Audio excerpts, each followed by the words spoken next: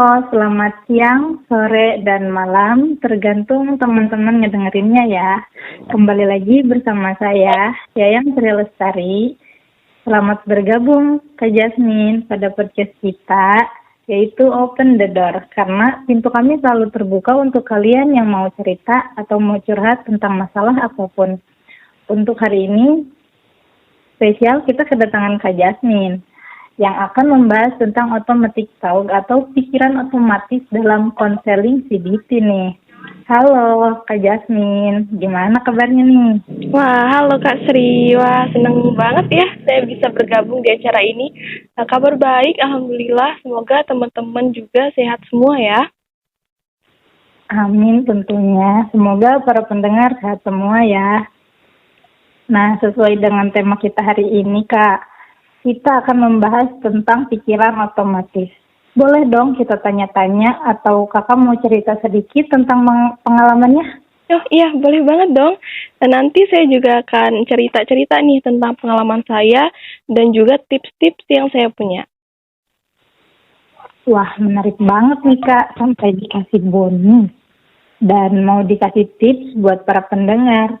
Nah, buat para pendengar yang belum tahu nih Kak, automatic talk itu apa sih Kak? Oke, jadi automatic talk itu atau pikiran otomatis adalah pikiran yang secara otomatis muncul di kepala seorang dalam kehidupan sehari-harinya. Nah, biasanya pikiran ini berisi komentar terhadap hal yang terjadi dan apa yang dilakukan.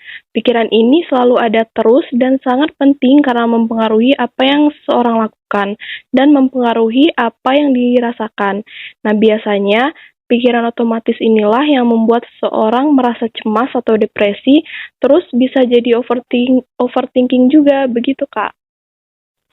Wah, berarti kalau saya lagi cemas atau overthinking, itu pikiran otomatis saya lagi kerja ya Kak? Iya, benar banget Kak Sri. Karena seperti yang saya jelaskan tadi ya, pikiran itu tiba-tiba muncul, apalagi ketika kita mengalami suatu tekanan psikologis. Jadinya banyak pemikiran-pemikiran yang nggak sesuai dengan realita yang biasanya muncul gitu aja. Akhirnya kita nggak bisa berpikir secara jernih dan berpengaruh juga dengan tingkah laku kita dan emosi kita. Wah, berarti kekuatan pikiran itu sangat berpengaruh dan sangat besar ya Kak? Iya, benar sekali Kak. Karena dapat mempengaruhi apapun dalam hidup kita gitu. Kalau gitu pikiran otomatis itu munculnya ketika kapan sih Kak? Atau apa ketika lagi terancam atau gimana gitu? Jadi pikiran otomatis ini muncul ketika adanya sebuah reaksi dari situasi yang spesifik yang kita hadapi sehari-hari. Makanya pikiran ini sangat mempengaruhi tingkah laku, keputusan-keputusan yang kita ambil, termasuk emosi dan cara kita melihat atau menilai atau melihat sesuatu. Saya masih kurang paham nih Kak. Kira-kira Kakak bisa kasih contoh nggak Kak? Atau boleh cerita pengalaman Kakak sendiri gitu? Oke, kira-kira saya berikan contohnya aja ya. Jadi anggap aja nih minggu depan di kampus udah mulai UTS. Nah, terus saya ngerasa kayak khawatir, saya nggak mengerti dengan materi yang akan dipelajari. Nah, hal-hal tersebut tuh membuat saya akhirnya bingung mau mulai belajar dari mana, dan pada akhirnya saya nggak belajar sama sekali dan kayak cuman main handphone aja gitu. Karena saya pikir percuma saja belajar gitu. Pasti saya tidak akan mengerti dan menjadi pusing. Nah, dari contoh itu, pikiran otomatis saya yang muncul adalah saya tidak mengerti dengan materi yang akan saya pelajari. Dan saya pikir kayak percuma aja belajar, buang-buang waktu dan membuat saya pusing. Mending kayak scroll-scroll TikTok aja nih gitu. Oh, seperti itu ya. Padahal kan belum nyoba ya Kak, tapi udah punya pemikiran kayak gitu. Nah, iya, itulah yang disebut pikiran otomatis dan kapan aja gitu munculnya. Munculnya ketika ada sesuatu yang akan kita hadapi, kayak UTS tadi. Dan pikiran otomatis ini muncul sebagai bentuk reaksi dari sesuatu yang akan terjadi tersebut.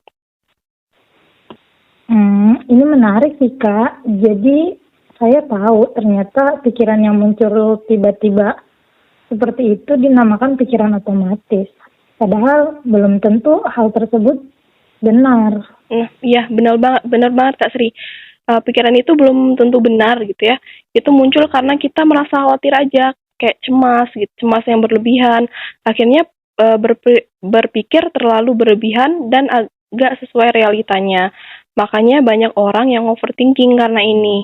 Kita belum menghadapi hal tersebut dan pastinya belum terjadi, tapi kita udah ngerasa nggak bisa, ngerasa gagal, dan berbagai macam pikiran negatif lainnya, seperti itu.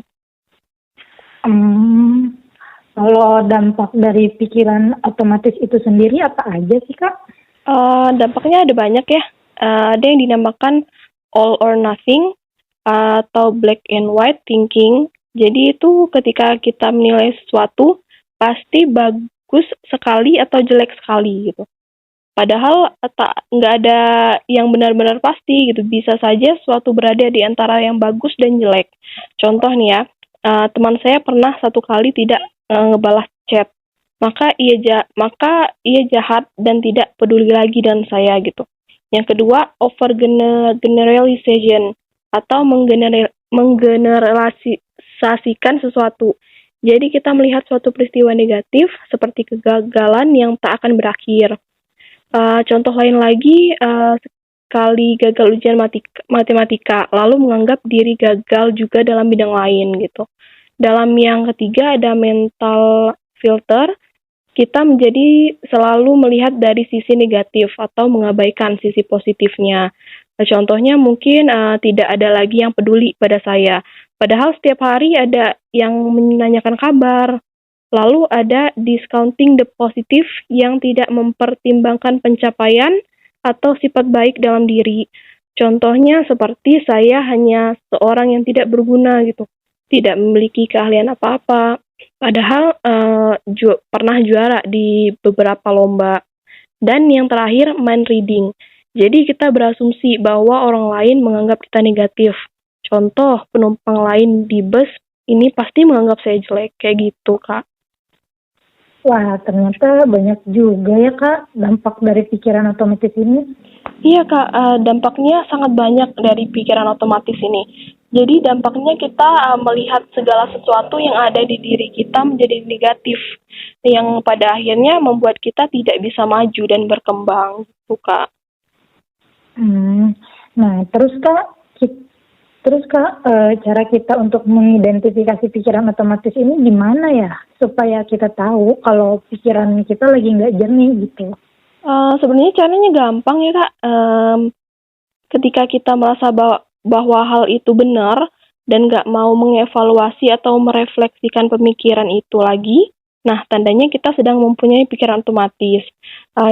Dan terkadang pikiran otomatis yang kita punya juga nggak sesuai dengan realita yang ada gitu. Terus ketika kita udah mengidentifikasinya, cara mengevaluasinya gimana sih, Kak? Banyak cara yang bisa dilakukan, Kak. Salah satunya kita dapat mempertanyakan kembali pikiran otomatis yang muncul dengan pertanyaan-pertanyaan yang dapat membantu menentang pikiran tersebut. Dapat juga dengan cara kita melatih untuk berpikir secara seimbang gitu, yang sesuai dengan realita yang ada. Keren nih, Kak. Nah, tips-tipsnya ada nggak, Kak, untuk orang-orang yang selalu overthinking, merasa dirinya nggak bisa, dan selalu gampang menyerah sebelum mencoba? Apa kira-kira, Kak, tipsnya? Oke, kalau dari saya tipsnya ketika kita mempunyai pemikiran seperti itu, kita harus mempunyai tekad yang kuat banget untuk merekonstruksi hal tersebut. Dan jadi orang yang sesuai dengan realita aja gitu. Nikmati hidup yang ada saat ini, fokus dengan yang terjadi saat ini. Ketika besok mau ujian misalnya, ya udah gitu. Saat ini yang dapat dilakukan belajar gitu, bukan scroll TikTok gitu. Ujiannya kan masih besok gitu. Dan yang paling penting adalah harus kamu yang mengendalikan pemikiranmu, bukan pemikiranmu yang mengendalikanmu. Nah ini bisa dikasih bawahi ya, karena ini perbedaan yang cukup signifikan gitu. Karena kamu yang berkuasa atas pikiranmu dan tubuhmu, termasuk perasaanmu sendiri, seperti itu, Kak. Keren banget nih Kak. Ingat ya teman-teman, harus kita yang mengendalikan pikiran kita, bukan sebaliknya, dan kurangin overthinking. Yap, bener banget Kak Sri. Karena kalau overthinking terus jadinya capek, dan jadinya kita hidup tuh penuh dengan ketakutan kan ya. Setuju banget Kak. Ya nggak kerasa, kita udah di penghujung acara nih. Semoga dapat bermanfaat ya teman-teman. Dan makasih juga buat narasumber kita yang udah berkenan hadir untuk menjelaskan topik kita pada hari ini. Lain kali kami undang lagi ya Kak. Oke, siap Kak. Terima kasih juga untuk waktu dan kesempatannya. Sampai berjumpa di lain kesempatan. Bye semua. Bye semua. Terima kasih. Terima kasih.